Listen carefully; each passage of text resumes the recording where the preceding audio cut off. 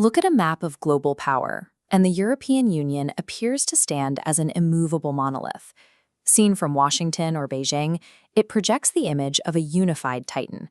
But get a little closer, and the structural cracks start to show. The illusion is convincing.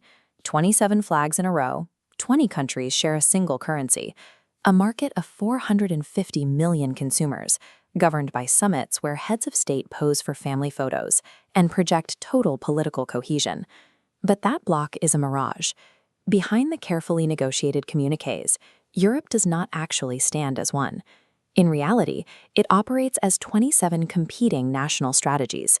Each country fiercely defends its own industrial champions, its own tax regimes, and its own local jobs. When a crisis hits, Washington might act in a week and Beijing in a day, while European nations negotiate for months. This persistent internal friction is a structural leak. It actively drains the continent of the wealth and influence it needs to compete with the world's other superpowers. The first major crack runs right through the crown jewel of European integration, the single market. In 1993, the physical border checkpoints came down, but they were immediately replaced by invisible administrative walls. An architecture firm in Milan or an IT provider in Tallinn faces a maze of obstacles if they want to operate in Frankfurt or Madrid. They face 27 different tax regimes, a patchwork of conflicting local regulations, and complex diploma recognition rules.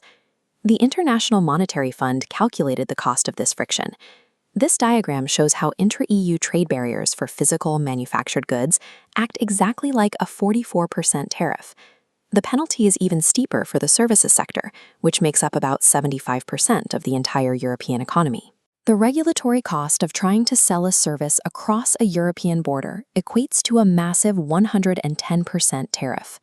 By keeping these administrative borders in place, European companies are denied the scale they need to compete against global giants. The friction acts as a hard ceiling on their growth. The second crack cuts directly into Europe's physical security. Because individual nations guard their military sovereignty so fiercely, their defense budgets become a financial sinkhole. Every single year, the European Parliament estimates that over 100 billion euros are wasted. That money vanishes into duplicated efforts and a failure to pool resources for joint military procurement. Look at how this visualizes on a chart. The United States maintains roughly 30 major weapon systems. The European Union maintains 178 unique weapon systems. If you look at ground armor, the US produces one main battle tank platform. European armies operate 12 different types of battle tanks, requiring separate maintenance lines, incompatible parts, and entirely different training protocols.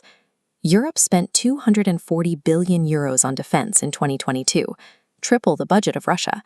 But dividing that sum across 27 uncoordinated general staffs yields almost zero strategic leverage. The third crack is perhaps the most expensive, and it has to do with the flow of private capital. European citizens save a massive amount of their income. Right now, there are 33 trillion euros of private wealth sitting inside the Union, mostly parked in low-yield bank accounts. But here is the paradox.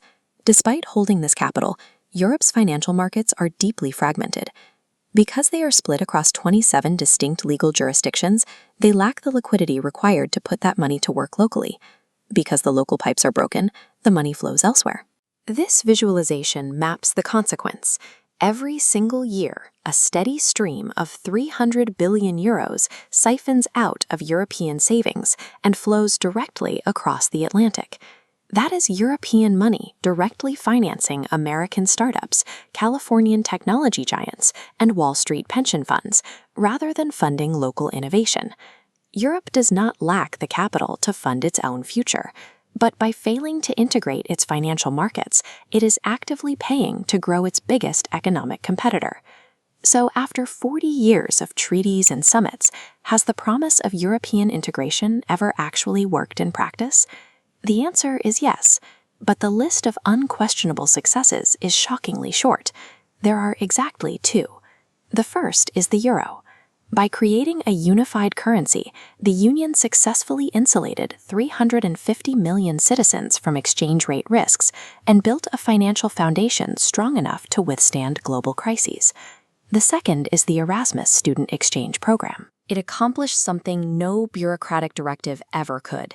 It physically wove the continent together.